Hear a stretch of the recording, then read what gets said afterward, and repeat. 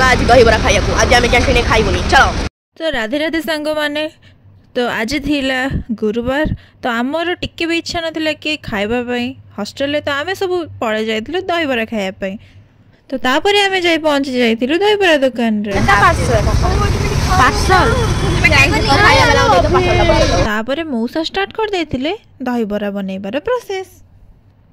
First पकई देले बरा तापर गुगुनी तापर आसला आलुदम जोटा कि पूरा देखिया पूरा टेस्टी टेस्टी लगुला। तो तांकर दबा स्टाइल देखे कि आम पेटर मूषा मानी भी सेमिति दौड़ू थांती तापर से चुन चुन कटा प्याज टिके पकईदेले मौसा।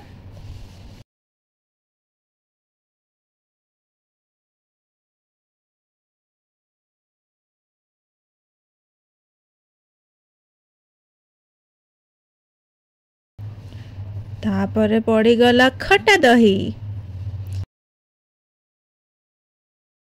एते स्पेशल माने एते सुंदर आलुदम रो रहस्य कोन यूट्यूब चैनल अछि माउसी को भलो पाइबा नहीं तांको हाथ रे हबनी तो आपण सेटा आपणकर माने स्पेशल पूरा जाली देले मौसा।